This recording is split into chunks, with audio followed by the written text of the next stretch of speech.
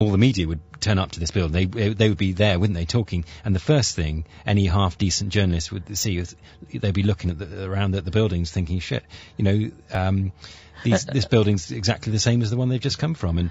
And that's why, Matt, we never run out of topics in this show, because the government reaction have been pretty, we can call it a common nonsense in many ways, and it always provides us with juicy topics to comment on. That's true. I mean, that's absolutely true. I mean, I'm just looking at the building now. I'm looking at a photograph of the building. In some ways, I can't believe that the structural engineers managed to pass it in the beginning, actually. I mean, it's got a huge overhang, actually, in terms of it just seems not, I mean, it's surprising how many old buildings there are like that, actually, but I'm wondering, are they well designed in the first place, actually? Because certainly in Great Britain, a building that's 50 years old, there should be no problem with that. There's plenty of buildings that are built in the Victorian age, which are some of the strongest buildings in Britain. And I know that the government are trying to have some sort of policy of knocking buildings down in Hong Kong once they've gone over sort of 50 or 55 years. And as long as you build them really strong, to begin with, there's no reason why they shouldn't, and maintain them, why they shouldn't last for a long, long time. And so I don't quite know about, obviously, it might be down to the developers again, you see, because obviously it's a money-making exercise, the idea of knocking down a building every 50 years and building it again. The guys who are going to do well out of the whole system are the developers. And originally, according to the news sources, they're saying that the owner of the whole building, the collapsed building, intended to sell the whole building along with the piece of land for 30 million Hong Kong dollars. But no one was interested.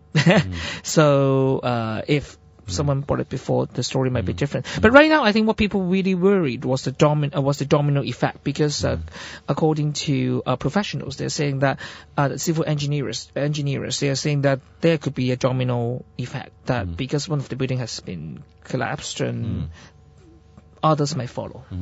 And the workmen who were working on the ground floor when this happened, I mean, they could be in quite serious trouble as well, actually, thinking about it in terms of the law. I think from what I've read, some of them have disappeared, but the police are interested in chasing, in locating them. And I suspect, the government will try to blame these guys to deflect criticism from the government. I expect they will end up being taken to court and could, again, they could be looking at a year or so in prison, even though, I mean, legally it's interesting. They were working on that building. It had absolutely no intention in their mind of committing any kind of crime, but they'll end up, they will probably end up in court for that. There'll be some sort of blame will be attached to them, I expect. Could you see that in terms of the law? And what really bothered me when I first heard about that was that, according to the pedestrians' accounts, they were saying that these renovation workers, when they sort of saw that there would be problems and the building might be collapsing, they ran out of the building and then shouted on the street to tell people not to get near to the building. But they're not really shouting or try to approach those who are living upstairs, because those were the ones who were facing immediate danger. But it's sort of people were in the building and knew nothing about it. But on some hand, it's lunchtime, so if it's in the evening, the casualty will be much higher, I think. That's true. That's true. In some ways, it's surprising only 4 people were killed, actually.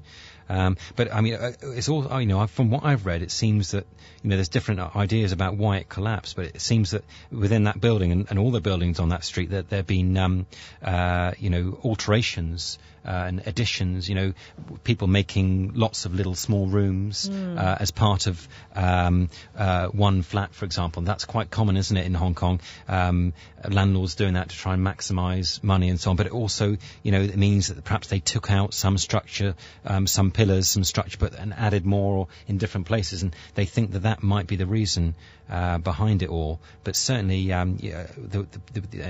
don't quite know what these workmen were doing on the ground floor and so on. But it seems that there needs to be greater regulation and more inspectors. And I know for sure that how the way the Hong Kong government works, there'll be dozens and dozens running around now, different buildings, trying to show that they're doing something and so on. Yeah, they're determined to get the inspection done within a month.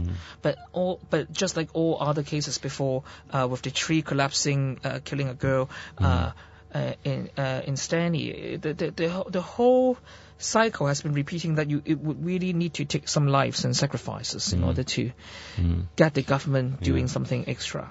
Yeah, sure. I mean, to put it into perspective, to talk a little bit, we've got a couple of minutes to talk a little bit about the situation in Haiti, for example. Where it's almost unimaginable actually what's happened there, and that's another big international story that's happened in the past couple of weeks and so on. You can't really compare it in any way whatsoever, but I mean did you read? I mean, what do you make of that and so on? I mean, can the government in Haiti be blamed at all for that, or can in sometimes in life with a natural disaster, you can't really blame anyone apart from, these things happen and so on.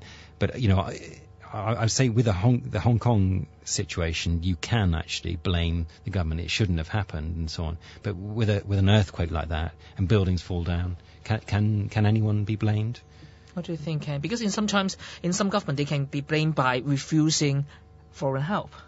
Just like what we see before in some countries. But in the Haitian case, what do you think?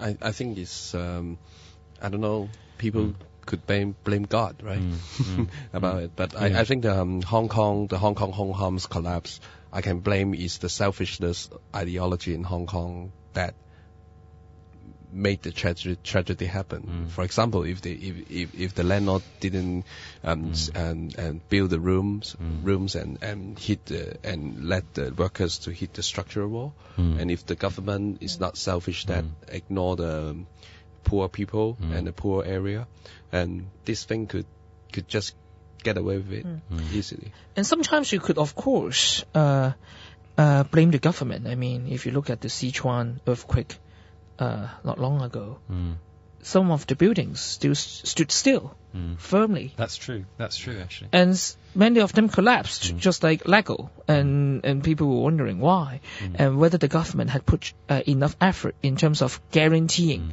the buildings could withstand earthquake. I mean, you're right about that. Yeah.